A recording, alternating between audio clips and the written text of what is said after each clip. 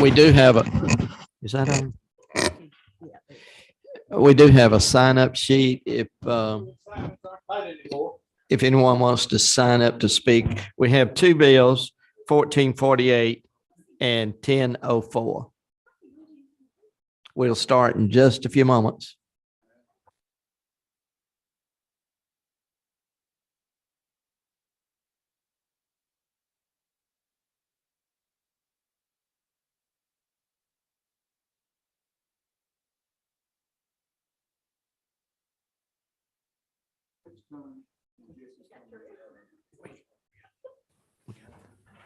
We got 1, 2, 3, 4, 6. That's Rick. I'm gonna go ahead and start.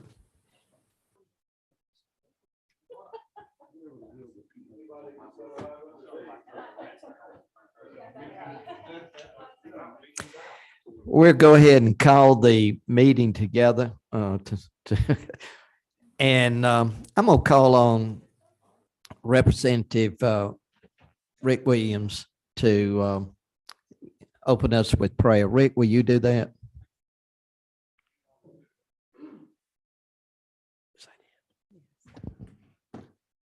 Be honored to. Thank you, Mr. Chairman. Let's bow our heads. Thank you, dear Lord, for another day. Thank you for our many blessings. Dear God, we ask you for your mercy, your patience, your guidance. We ask you to heal this world, dear God. Please be with the people of Ukraine. Please bless all the men and women in harm's way. Please bless our peace officers. Protect them and hold them close. In thy name we pray. Amen.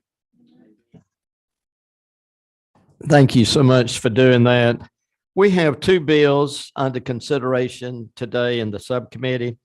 The first one is House Bill 1448, and it's someone named Representative Collins. They'll come up to the podium there. You can do it from the podium or the table. Okay. And I think all of you have the agenda before you. All right, Representative Collins. I'll cut you on. All right. Thank you, Mr. Chairman. Give me just a second and make sure I've got this.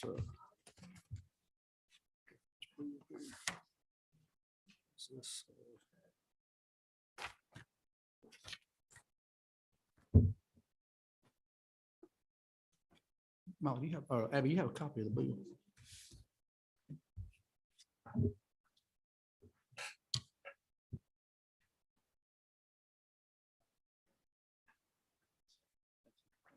Thank you, members of the committee, for letting me come and present. I have House Bill 1448, LC 393254. We have a real problem in our state with folks riding around in vehicles that don't have registration, primarily because of car insurance.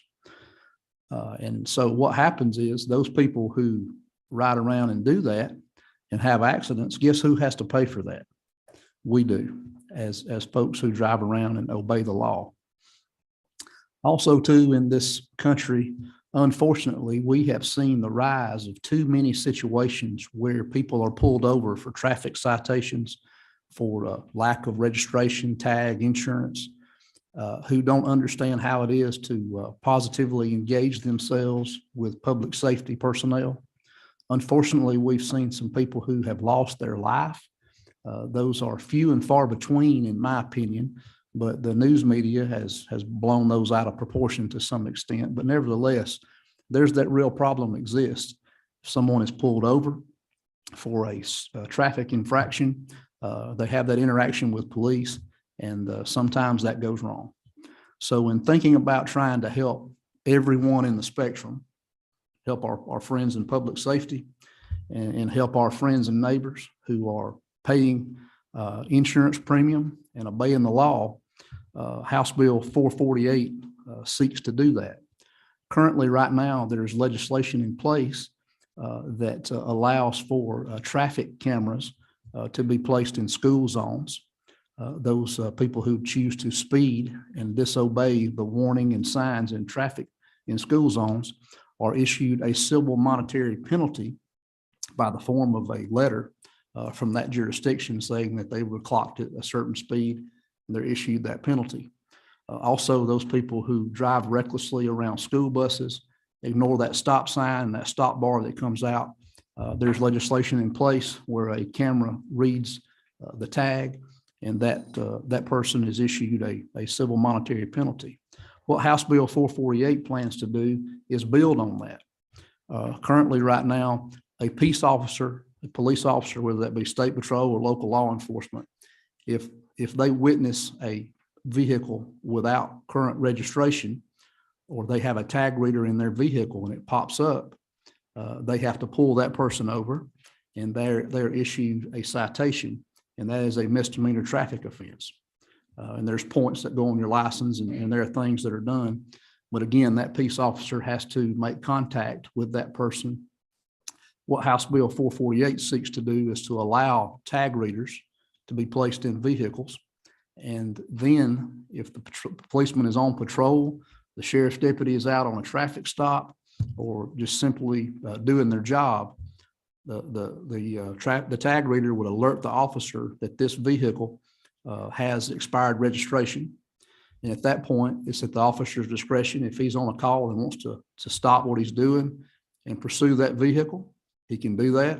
Or simply there's an image that's captured and downloaded that has to be reviewed by a sworn officer, and that local jurisdiction can then send a ticket in the form of a civil monetary penalty to the registrant of that vehicle. So this is somewhat of a change in policy that is not currently permissible under current Georgia code, but we're taking some legislation from those two previous cited situations and rolling this into a bill that I think makes Georgia a much better state to enforce folks to get insurance and get registration on their vehicle. Obviously, one of the concerns I had, is everybody makes a mistake sometimes, and they may be a little bit late. This would not be something that would be issued to those people who are 30 or 60 days late. This is something that would go for folks who are 90 days and over. So these are not people that are operating on the bubble. These are people that don't have registration, they don't have insurance, and it's very obvious there. Currently, if you want to purchase insurance and get registration, you can do that. A lot of people game the system. They purchase insurance, they get registration, then they cancel that. And they're riding around out there with uninsured motorists, and they're a financial drain on all of us. It's estimated that 18% of the vehicles on the road today don't have insurance. And that hurts us all. Especially that hurts those working families who are having to pay insurance. And we have some pretty high insurance premiums here in Georgia. I don't think that this is a silver bullet that solves a problem overnight, but I think if this piece of legislation was implemented, that over time you would see a reduction of those violators, and hopefully it would prove to be fruitful, and you would see a decrease in those uninsured motorists that are currently on our streets. So that's pretty much the genesis of the bill. Have some other folks here that would be glad to give some testimony through this. And I just want to say to the members of the committee to please look at this objectively. It is a policy change for our state. That was a policy change where we instituted that for the school zone and for also the school bus infractions. But it's just worth the discussion, and it's trying to solve a much needed problem that we have here in the state. Thank you, Mr. Chairman. We do have questions from the members here. The first one is Jody Lott, Representative Lott. So my question first is, I know that I receive a notice of renewal. Is Right. that a statewide universal thing that all Georgians with a vehicle registered will receive a notice of renewal? That's exactly right.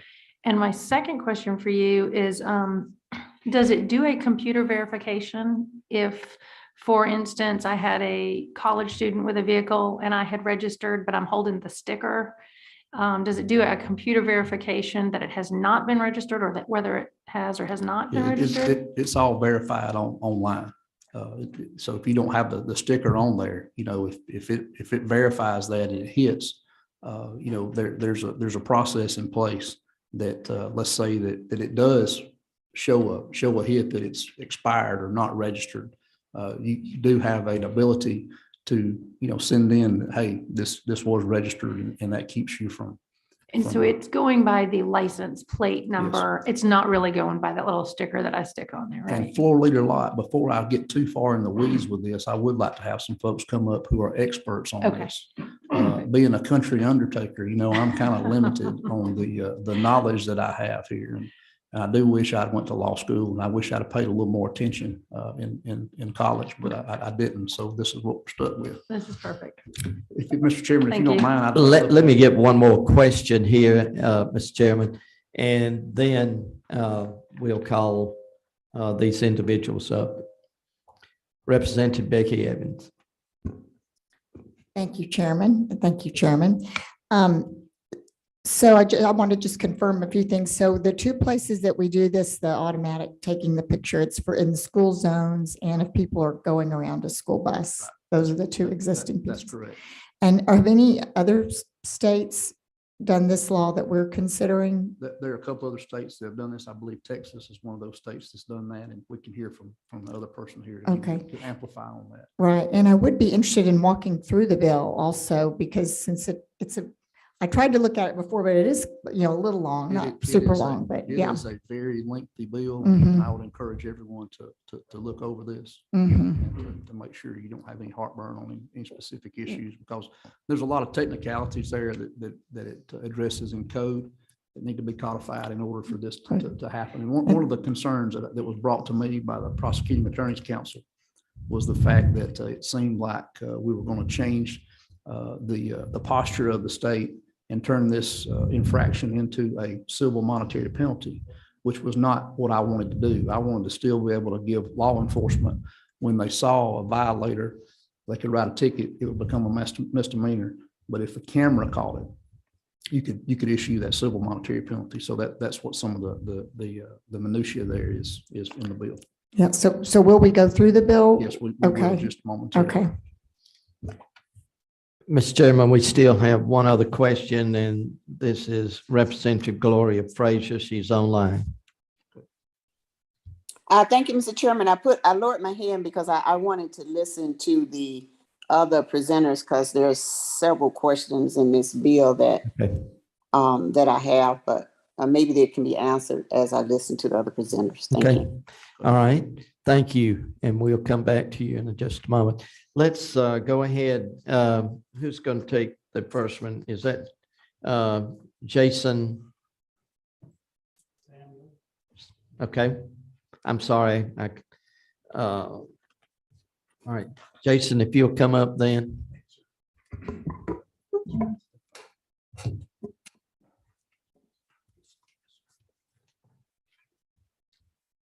Mr. Chairman, good morning, members of the committee. My name is Jason Samuels. I am one of two senior traffic safety resource prosecutors with the Prosecuting Attorney's Council of Georgia. Thank you for the opportunity to speak to the committee this afternoon. I will start by saying that I've been authorized by our executive director, Mr. Pete Skandalakis, to communicate to the committee that we are in favor of this legislation. We did have really one issue that we wanted at least the committee to be aware of, and that is the inclusion in the language of enforcement, not only of expired tag violations, but also violations for suspended, revoked, or canceled registrations. And our concern principally is this, and this is going to be a policy choice, and we will certainly leave it to the good judgment of the committee and to our elected representatives. But at least in the past, the state of Georgia has considered those offenses to be much more serious than a expired tag violation. In fact, those violations have been considered sufficiently serious that a criminal conviction for those offenses, suspended, revoked, or canceled registration would actually generate an automatic license suspension and would count toward a person's being declared an habitual violator. Obviously, if we go through the civil monetary penalty where there is no criminal conviction at the end of that, those consequences would not attach. So again, that's just something that we wanted the committee to be aware of.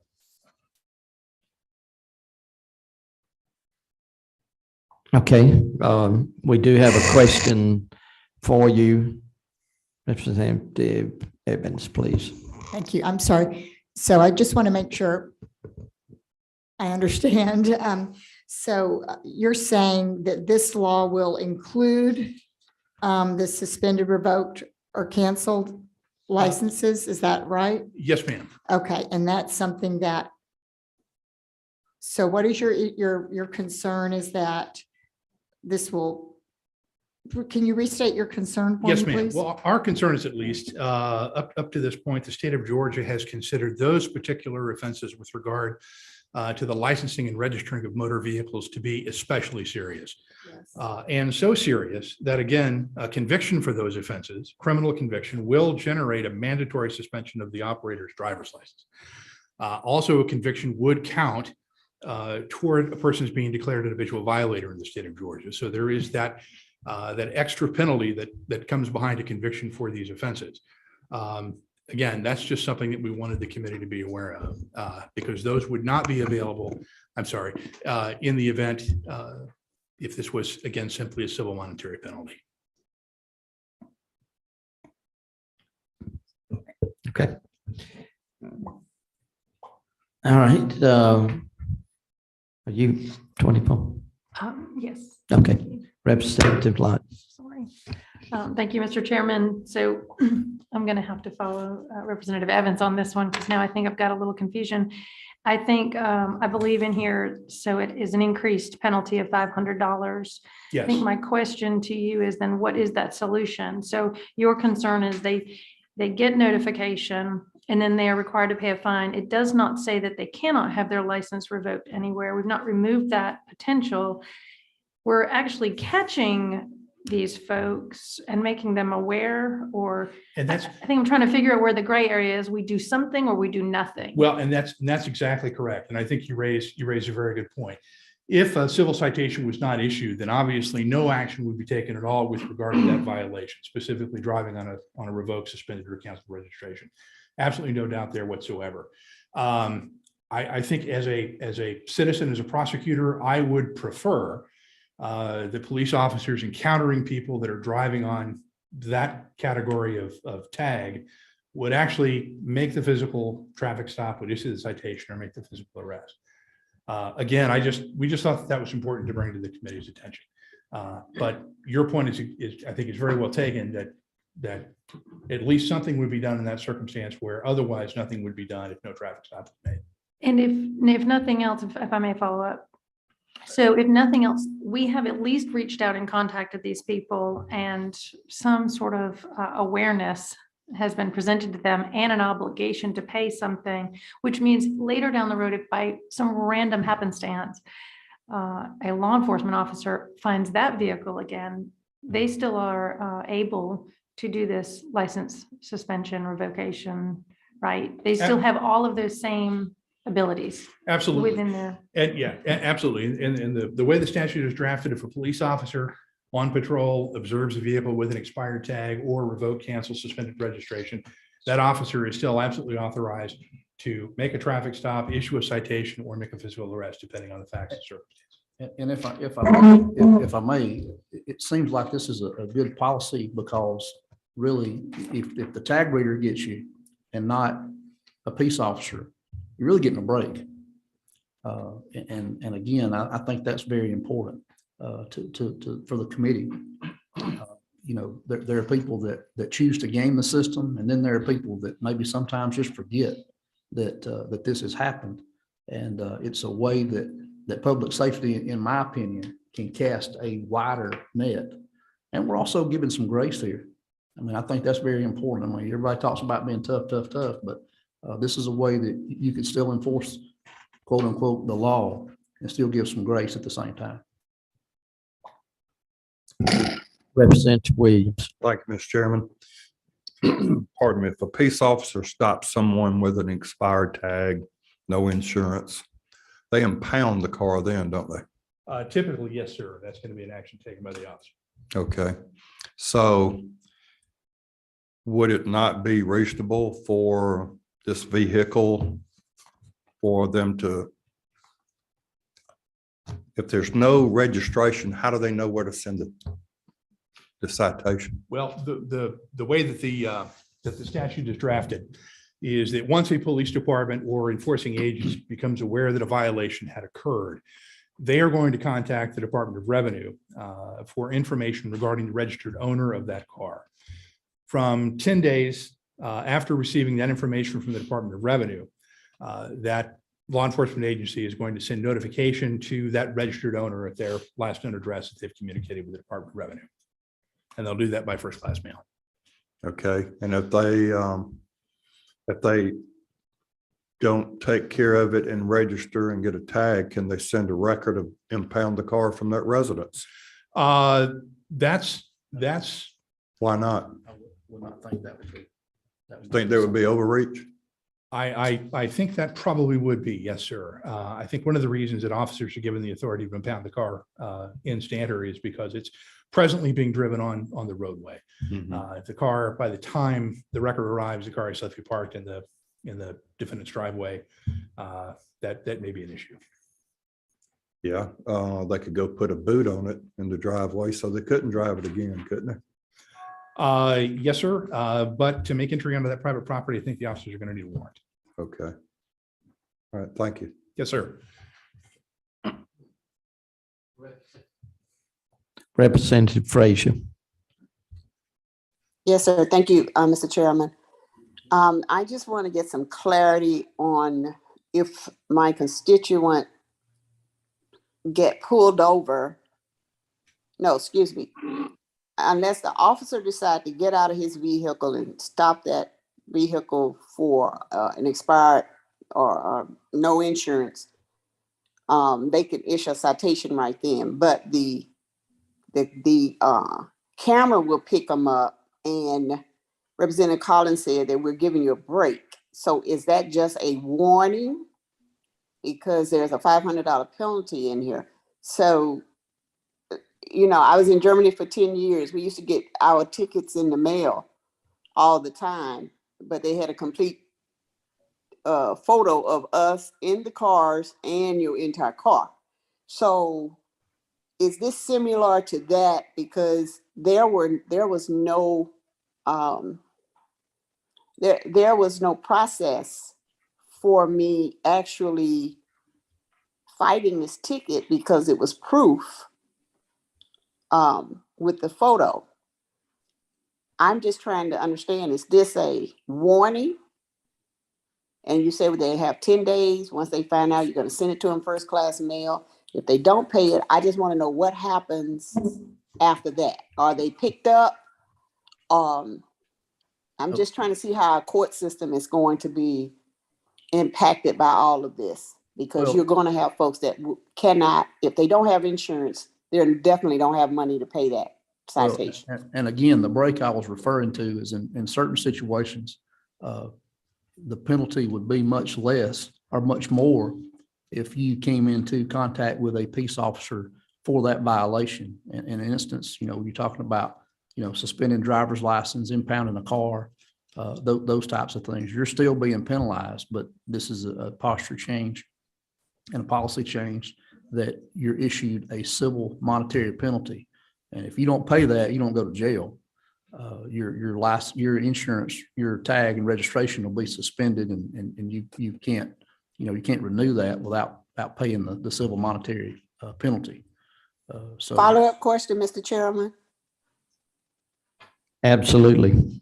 Representative Collins, Yes, what ma'am. is the time frame for, I don't know what the current time frame right now, if you get a ticket and you have a certain amount of time to pay it in, what under this bill with the camera, what is the time frame as far as being able to pay that penalty? I believe it's 30 days, is that correct? Once you issue the penalty. The first, well, it may be better when I come up. Okay.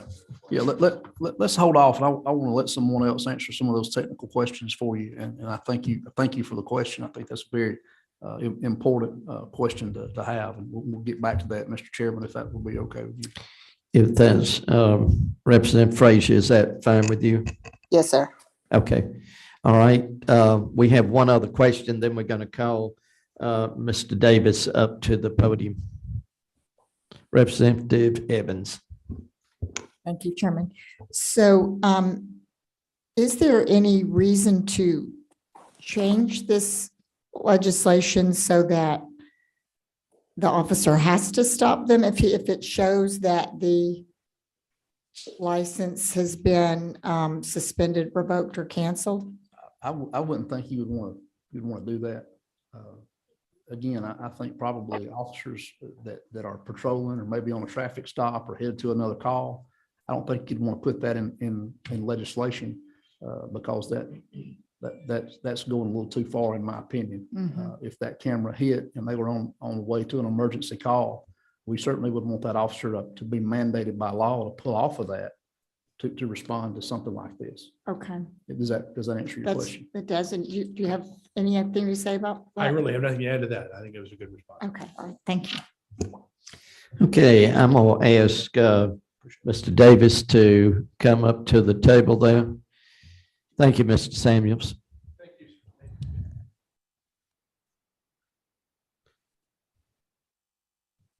Mr. Davis, if you'll explain who you are and who you're with, please. Yeah, my name is Ted Davis. I'm the Chief Information Officer with Utility, and we provide ALPR camera systems for police cars. So we're one of the groups that was interested in seeing an improvement on how these are handled today. And I wanted to clarify a few things. The first thing is this legislation does nothing to prevent the status quo. You can absolutely do everything the way that you're currently doing it.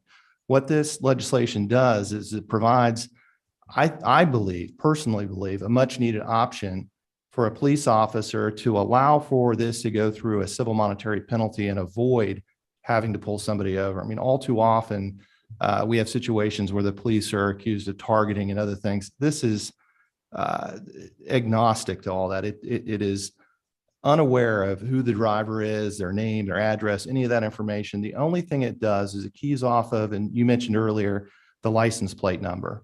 And it takes that license plate number and it looks against a hot list. And a hot list is a list of license plates that's provided. The origin of that is the Department of Revenue. So the Department of Revenue has very good records on vehicles that are insured, vehicles that have expired registrations. They're the gatekeeper of all of that information, whether it's suspended or not. And you can have a suspended license or a registration for a number of reasons. One could be you don't pay your tolls. Another could be that you don't pay your child support. Or you can have a situation where a license, a registration on a vehicle ultimately becomes suspended because you haven't paid your insurance and you have not kept your insurance up to date. So we're not trying to modify the current law to prevent an officer from doing exactly what he wants to do today. What we're trying to do is provide an additional option, and an automated system is far more accurate than a human when vehicles are going by very quickly. And we have laws on the books today that you can't use your cell phone. You can't be distracted by looking at your phone. The last thing we want, which would be the officer's more distracted because he's trying to run his computer and run tags on multiple lanes of highway while he's driving his car. Or if he's pulled over, has pulled over somebody for speeding, that same car can be reading tags as they're going by. And there is absolutely no option right now to do anything with those vehicles. It could be suspended, it could be revoked, it could be canceled, it could be expired. He's already outside the car. He's not physically sitting there. The other thing this does is it provides a means to have officers that may no longer be able to serve in the line of duty on the front line. I may be disabled. I may be physically disabled. I may be a veteran that has lost my legs or had some other situation. I can certainly look at the evidence that is presented to me from police cameras that are occurring live, and I can look at that information and make a decision whether or not this evidence shows that this violation has occurred. So they can be productive and not distracting of the officer driving the vehicle. So it becomes a force multiplier. We can have some officers that are in the field, they're doing their policing job. One of the main things of this legislation is it requires that these cameras must be on police cars, well-marked police cars. These are not undercover cars. These are not on poles. These are not on light poles. These are not throughout your community. The last thing we want to see is a state like in the UK where every single place you go, there's cameras and they're looking for these things. This is only trying to take the surveillance no further than the police cars it is on already. We have these cameras on their body cameras. We have their cameras are on the cars. They're there for a reason. We want transparency. All we're doing is taking these same assets and allowing them to read these tags and provide a means for us to provide a civil monetary penalty in lieu of a physical traffic stop, which we all know can go the wrong direction. So one thing that was brought up is what other states have done this. There's only 2 states in the country that insurance rates have gone down in the last 10 years. Those 2 states are Oklahoma and Texas. Texas implemented a program, and it was a combination of groups that work. It was the Insurance Institute, it was their Department of Revenue, it was their Department of Motor Vehicles, and a couple others that was part of this program called Texas Sure. And what they were able to do over a 5-year period was they had a 44% decrease in uninsured drivers. And when those things went down, they saved $7 billion annually. That's $7 billion, because they have about 20 million drivers, and you're saving, $500, $600, $700 per year per registered vehicle on insurance. It drove their insurance rates down by $7 billion. In Georgia, over the same period of time, our insurance rates have gone up on average $647. We are now paying about $5.6 billion more per year in insurance. And what I would say is if we could get a program like this that is automated, it is going to nudge people into the swim lane of having insurance and having cars that are properly capable of being on the highways. So we've had 2 years of COVID-19 virus-related diminished traffic enforcement. This has caused an increase of habitual offenders. 20% of the motorists now on the road don't have insurance.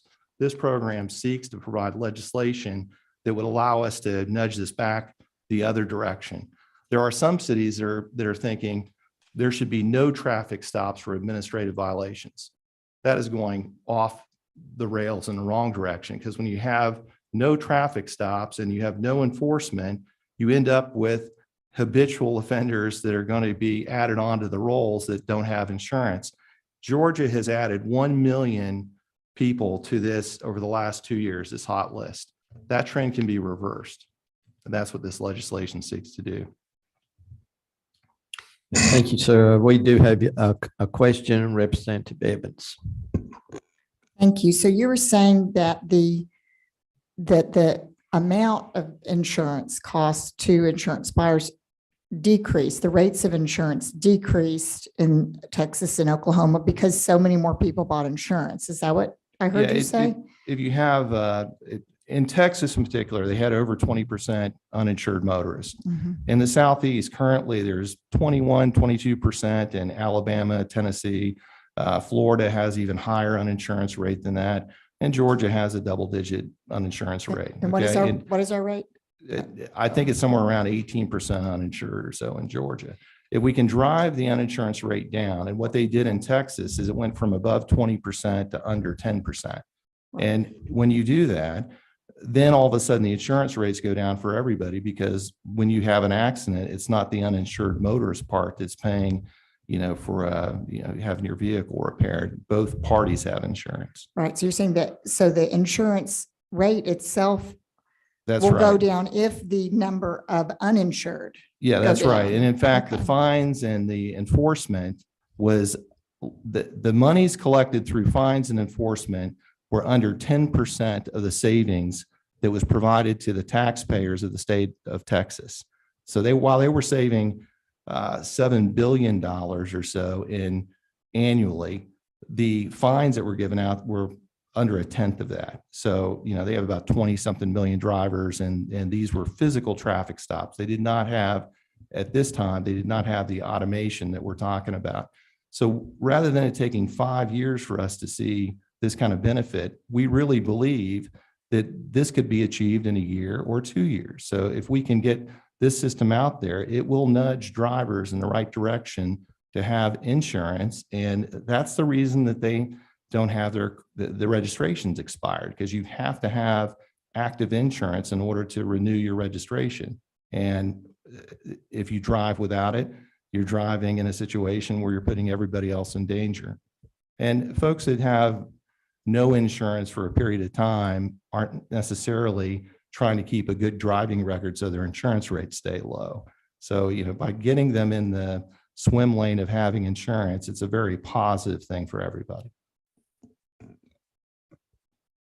Okay, do we have any other individuals on the committee that wish to ask a question of Mr. Davis? Okay, Mr. Davis, we thank you. Mr. Chairman, you wish to make any closing statements? Well, I just, the bill is very cumbersome, and you can see on, if you'll start on page, let's see here. If you want to start on page 5 and you start working your way down there, it's a definition of the agent and the owner and recorded images. Again, this is legislation that was crafted and using language from the traffic cameras in the school zones, and also the traffic camera, the camera on the school bus. So a majority of this bill is just deals with the fact that we have to codify in code a lot of the civil monetary penalties, and it talks about what the fines shall be, and it talks about what you have to do as far as if you feel like you've been sent that notice inaccurately, what the process is to go through and appeal that. So that would be in let's see, yes, I'm sorry, in section 131, and it talks about the recorded image and the violation, and the amount that would be shall be $100 for operating a vehicle with an expired registration, and $500 for operating a vehicle with a suspended or canceled or revoked registration.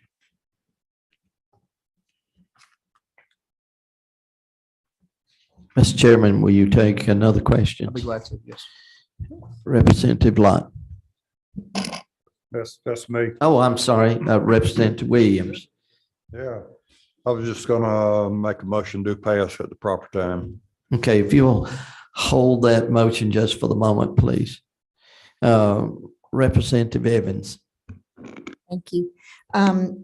So are these penalties, what is the penalty? Is there any civil monetary penalty right now for driving with an expired license?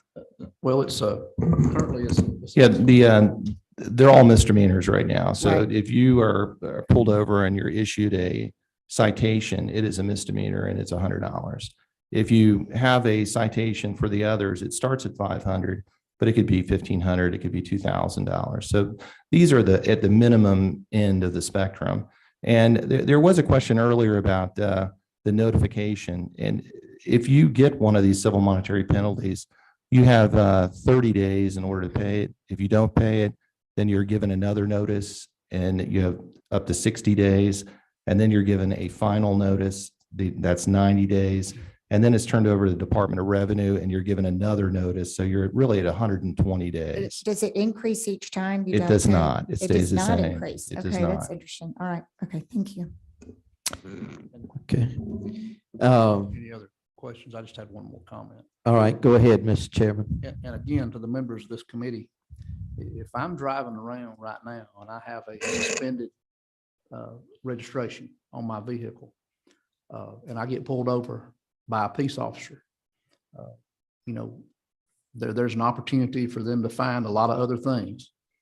With this situation, I think that it allows local governments to enforce the law And again, it gives a lot of grace because in some of these situations, your car could be towed. You could lose the ability to drive your car. And in this situation, this allows us to enforce and again, gently nudge those people to get things right without having to have a car impounded, lose the use of that vehicle, and to potentially, suspend a license also. So I think it provides a lot of positives, and it allows the local law enforcement some options. We're not trying to take away anything. We're just trying to make a bad situation a little better. Okay, we do have one other question, Representative Evans. Thank you, Chairman. So I want to clarify one thing. The photo, when they get something in the mail, is it a photo of their license plate tag or is it a photo of them in the car? It's a picture from the back of the car. It'll be a picture of the car. It'll be a picture of the license plate close up so that you can read it. It'll have GPS coordinates and a place on the map showing that they're on a highway. This is only effective on highways. So this is not if you're in a parking area or you're in the Walmart. It only occurs from a police officer actively policing and driving on the highway. Is it only on a state highway or is it on No, local well, roads too? A highway is defined as a roadway that is owned by the taxpayers. It's maintained by the taxpayer. So if you're on one of those highways, it's maintained by public funds, then it's applicable, but only while operating on a highway. That's another good question and a point I would like to make. This requires adults to do a little bit of what I call adulting. So if you have a vehicle and you don't have a registration on it, you don't have insurance, you need to hold the keys. So your cousin or uncle or baby's mama's boyfriend or, grandma, whoever does not get in that car and drive because you are responsible for that. And so it requires some adulting, like a lot of other things in life. May I ask just one more follow-up? Yes, go ahead. Thank you. Has anyone expressed opposition to this bill? I have not heard any opposition.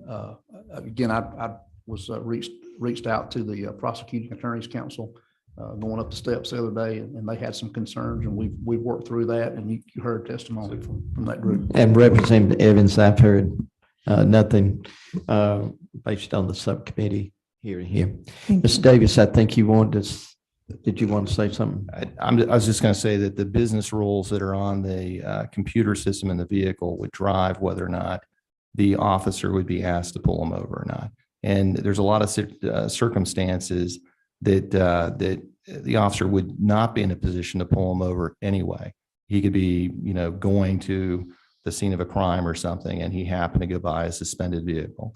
We did talk to the prosecutors, and the Department of Revenue controls the list. So the hot list could have on it that this car is not one that would be suitable for a civil monetary penalty, that this is a habitual offender, and it would notify the officer, and the officer would, if he could, he would pull them over. So I really don't see a downside to the way the legislation is currently written. It will use the hot list that's provided by the Department of Revenue, and it will provide the information to the officer. He has all of the tools in front of him that he had previously, and he has additional tools now that he doesn't actually have to perform a traffic stop. And I assume that 95% of the time, a traffic stop would not be warranted for this kind of thing. And if they did conduct a traffic stop when it wouldn't have been warranted, and there was an outcome that none of us would want to have happen, if this gets passed, we can avoid those kind of situations from happening in the first place. And really, that's something that I'd love to see. Thank you, Ms. Davis. As chair of the subcommittee here, I'm going to recognize Representative Williams for a motion. Motion to pass. All right, we have a motion and it's been duly second for passage. Do we have any further discussion? Okay, all those in favor say aye. Aye. Okay, those opposed? Okay, Mr. Chairman, we are going to move this on to the full committee now. Thank you very much. All right, thank y'all so much for coming today. Now we have one other thing. I'm gonna have to turn the meeting over to Representative Lott. I have to present to the Senate committee here in just a moment, but I'm gonna go ahead and call Representative Maynor. This is 10:04. And if you'll come on up to the thing there, I apologize for leaving. But the chairman was just too long-winded today.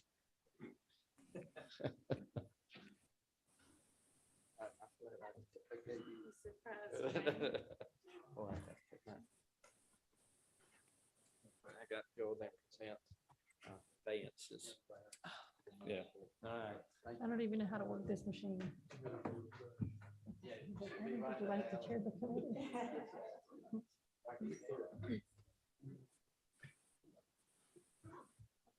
Which means you're really in charge of this. So I don't even know how to work, I don't even know how to work. the machine.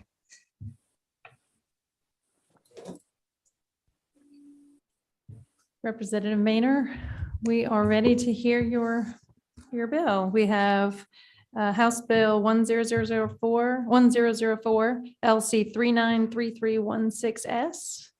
Is that correct? 393316S. Yes. Okay, yes. Thank you for letting me present this bill. It's actually the same bill that we presented a couple weeks ago.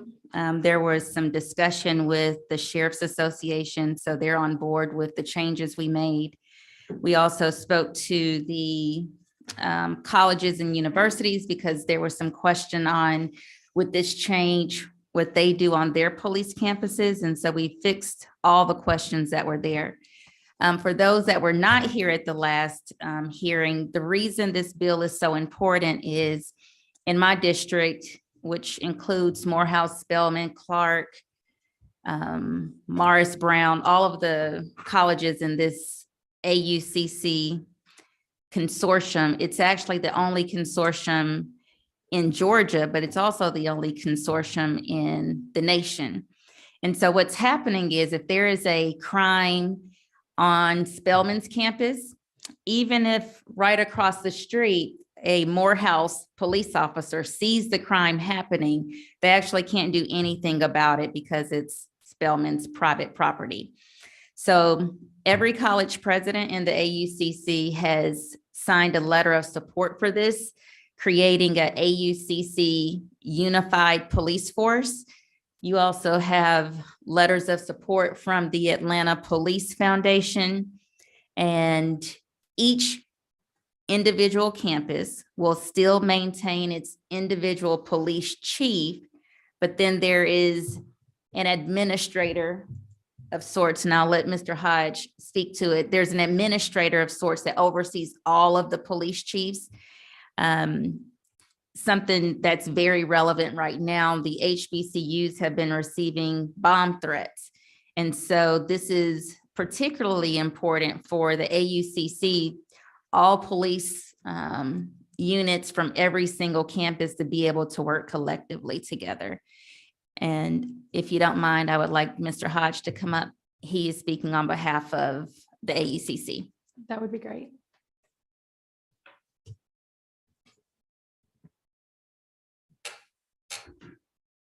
Welcome back. Thank you. Thank you all. I just want to say that this bill is important because the AUCC, like she said, is the only consortium of colleges and universities co-located the way that they are. They're touching each other. And then the police departments have a little difficulty across the campuses in terms of just the communication, and also with the bomb threats and things like that. Although I will say for the record that our police chiefs did an extraordinary job across all of the campuses when those threats were coming in. We also had a recent active shooter threat as well. So they do communicate, but with the city of Atlanta police, for example, That communication is usually slower because they have to go to 5 or 6 entities to get the communication out from the APD to the campuses. And so this would allow us to have a singular unified police program on our campuses where there's one point of contact and the communication is much more smooth. I believe that the last time that you were here, you did an excellent job of demonstrating why this was necessary, but I do have one question. You had stated that there was a change. Is there something in particular in here we should know that was different from the last time? Yes. I have it. It is line 13 and 14. And so this was the change that the sheriff's office wanted. The grounds and buildings owned or occupied by any college or university that has entered into a United Police Force agreement. Initially, it gave yards. And so they just wanted to make sure that it stayed within the defines of the college campuses And the current yardage that's in and the current yardage that's already there. And to clarify, this would encompass if you had any new properties that were purchased, this would include that as well. Yes. The language as written now. Yes, and it's also important to say the policy analyst, she actually wrote a letter that we had the last time, but I'll email it to her as well. There's also a letter from HRBO that just says, this in no way changes anything with any other college or university in the state of Georgia, because it only works if the universities come up with an agreement and then sign the agreement. Do we have any questions from the committee? We do. I've got one question. So this in itself will be an intergovernmental agreement. Is that correct with these agencies? So a lot of times I know you have mutual aid agreements with the different public safety organizations. And that's one of those that if you call for the aid, it's there, but you have to make that call for it. So this is why this agreement is needed and not just an intergovernmental agreement. Is that correct? Well, all of the college campuses in the AUCC are private owned. And so they cannot, the way the legislation is just written right now, they cannot even enter into an agreement. It has to be codified that they can enter into an agreement. Thank you, Representative Collins. Any further questions? Representative ma'am. Frazier online, please ask your question. Yes, thank you, Madam Chair. With this legislation, we will now be able to enter to an agreement now with the collective police departments from each college, correct? Correct.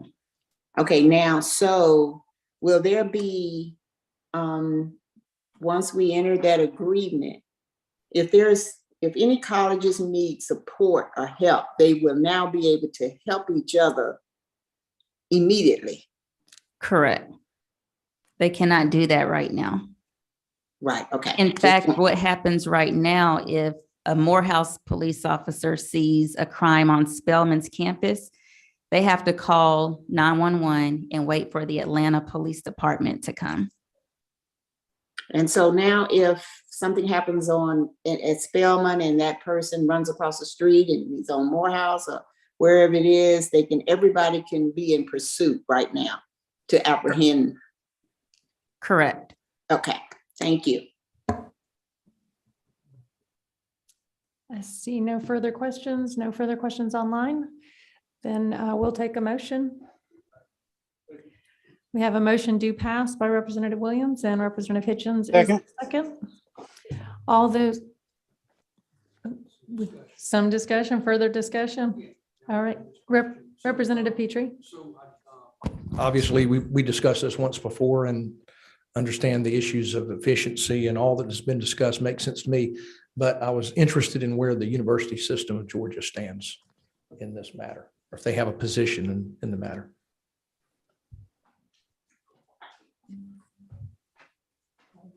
Good.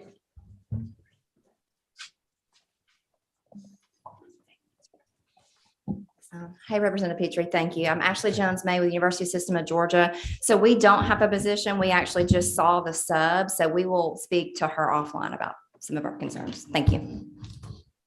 Thank you for coming up. Thank you, Representative Petrie. Any further discussion? Seeing none. All those in favor say aye. Aye. All those opposed say no. The motion carries. Thank you so much. Thank you. We'll bring you to full committee. Thank you.